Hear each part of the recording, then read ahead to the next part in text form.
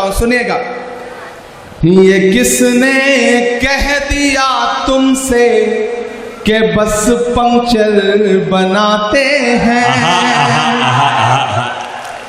ये इधर जो लोग हैं ये थोड़ी बहुत दाद देते हैं, जो पीछे बैठे हैं वो कसम खा के आए हैं, उन्हें लग रहा है कि उनकी दाद दिखाई नहीं पड़ेगी, सुनाई नहीं पड़ेगी।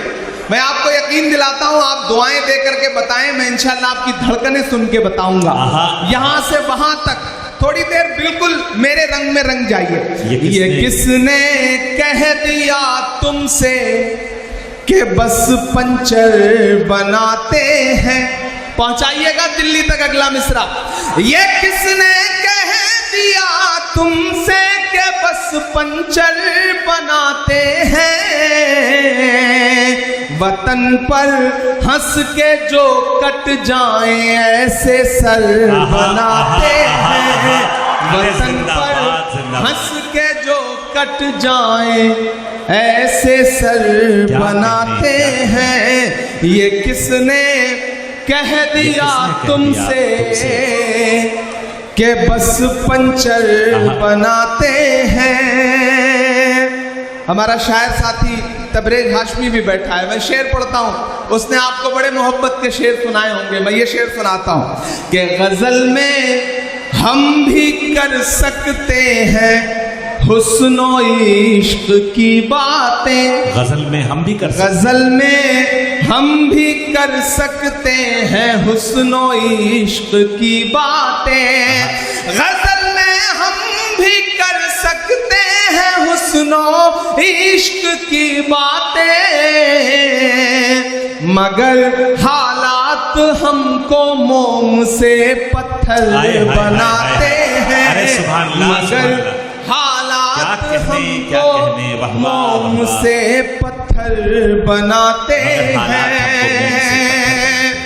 और एक शेर पढ़ता हूं कि उन्हें बुलडोजरों के बाजुओं पर नाज है, लेकिन उन्हें बुलडोजरों के बाजुओं पर नाज है, लेकिन उन्हें बुलडोजरों के बाजुओं पर नाज है, लेकिन हमारा फर्ज है हम बेघरों के घर बनाते हैं। हमारा फर्ज है हम बेघरों के घर बनाते हैं। और मैं धनबाद में खड़ा हूं और ये शेर पढ़ रहा हूं कि अजब है कैनवस उनका, अजब उनकी कलाकारी। अजब है कैनवस, अजब है कैनवस उनका, अजब उनकी कलाकारी। अजब है कैनवस उनका, अजब उनकी कलाकारी। वो जो मंजर बनाते हैं लहू में तर बनाते हैं। वो जो मंजर बनाते हैं लहू में तर बनाते हैं। बहुत शुक्रिया, आपने जो दाद दी है इसमें मेरे बाल बच्चे पल जाएंगे जो भी पैदा नहीं हुए हैं। बीच बीच में जब भी कोई कैमरा सेट करने के लिए खड़ा होता है तो पीछे वालों को लगता है जैसे उनसे उनकी जिंदगी छीन ली गई है। आप 10 सेकंड 20 सेकंड सब्र कर लिया करिए, वो रील बदल करके, मतलब रील का तो जमाना नहीं रहा, चिप बदल करके बैठ जाएगा, तो थोड़ा उसे भी काम कर लेने दें। अभी चांदनी पड़ रही थी, उन्होंने ओट चोर गद्दी छोड़ के नारे लगाए। मैं तो उससे पिछले कई सालों से पूछ रहा हूं कि कहां सोया है चौकीदार। अब लगा कि मैं सही जगह खड़ा हूं। अभी तक मुझे लग रहा था मैं अपनी एनर्जी खराब कर रहा हूं। थोड़ा सा खुलिएगा इधर के भी साथी कि कहां सोया है चौकीदार, कहां सोया है चौकीदार। विजय माल्या नाक के नीचे से हो गया फरार। कहां सोया है चौकीदार, कहां सोया है चौकीदार। के चाय कितने समझदार लोग, चाय का नाम आते ही समझ गए कि कहां बात हो रही है। ये धनबाद है। ऐसे ही नहीं फिल्मों में आपकी तारीफें की जाती हैं। आप समझदार लोग हैं। आपको पता है कि कोयले से आग लगानी है, कोयले से किसी का मुंह काला करना है, ये दोनों हुनर आपको आता है। कहां सोया है चौकीदार, बोला माइक दे दीजिएगा। ये माइक ऐसा लग रहा है जैसे नरेंद्र मोदी जी ने भिजवाया है, वाला माइक ले आना। कहां सोया है चौकीदार, कहां सोया है चौकीदार। इस तरफ रखें, इसको रहने दीजिए, दोनों रहने दीजिए, दोनों से काम चलाने की कोशिश करता हूं।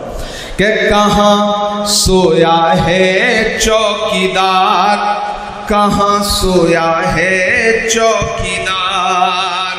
विजय माल्या नाक के नीचे से हो गया फरार, कहां सोया है चौकीदार, कहां सोया है चौकीदार।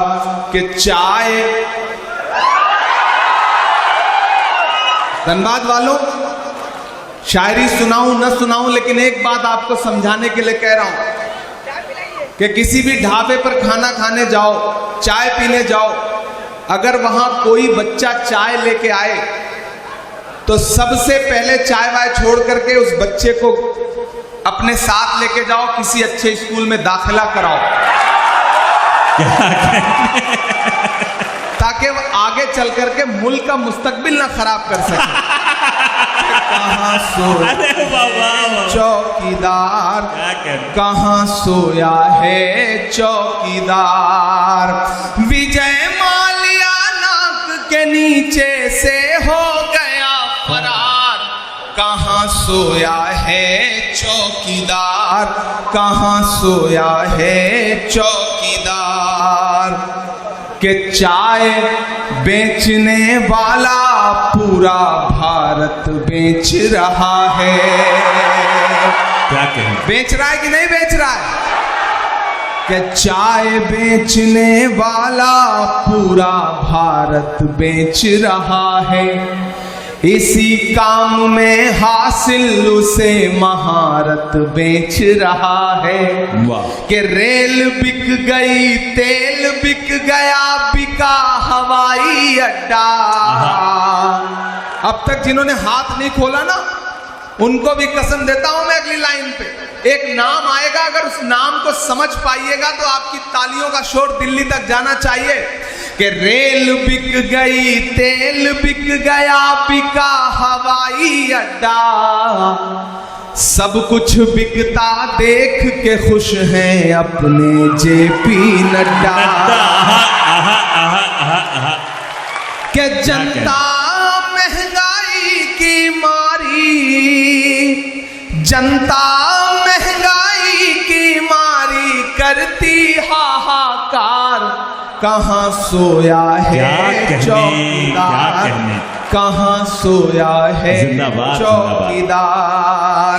विजय माल्या नाक के नीचे से हो गया फरार, कहां सोया है चौकीदार, कहां सोया है चौकीदार।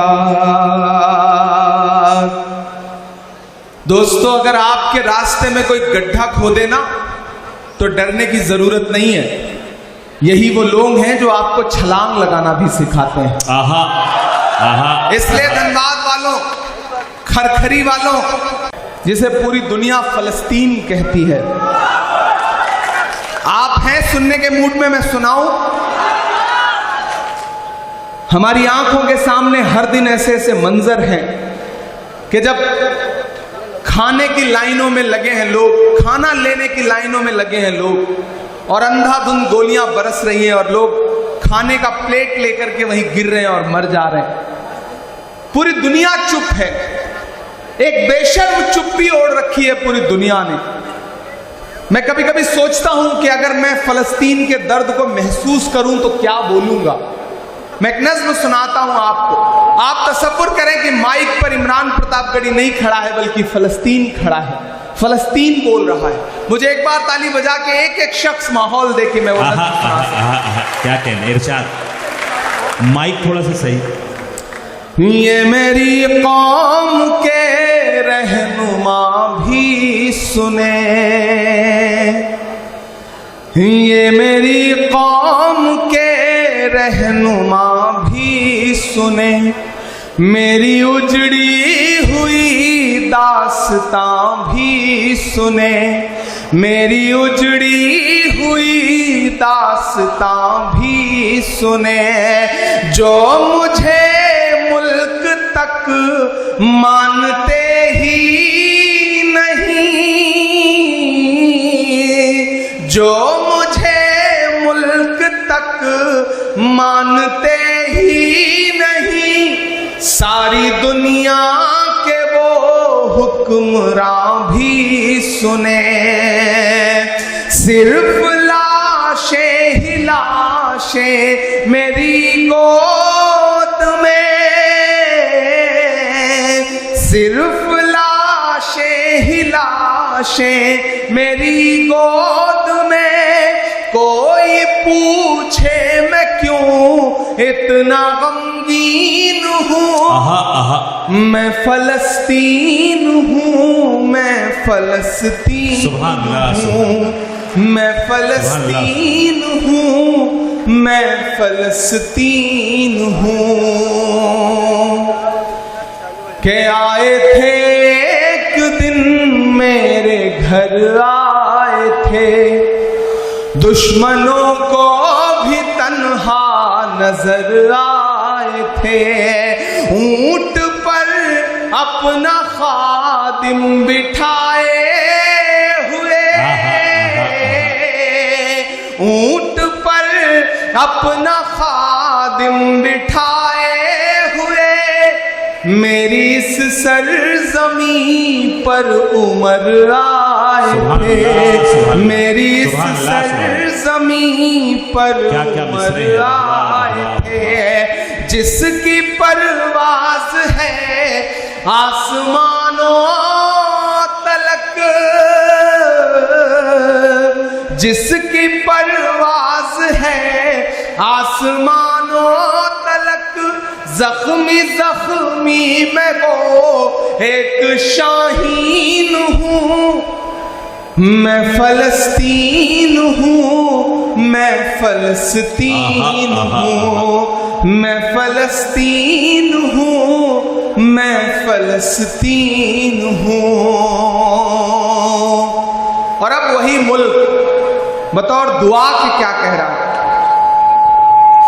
कि रेत पर रब का फरमान पलता रहा, मेरे दामन में ईमान पलता रहा, मेरे बच्चे लड़े आखिरी सांस तक और सीनों में कुरान पलता रहा, कि जर्रे जर्रे में हक की सदाएं लिए खुश नसीबी है मैं साहिबे दीन हूँ, मैं फलस्तीन हूँ, मैं फलस्तीन हूँ, मैं फलस्तीन हूँ, मैं फलस्तीन हूँ।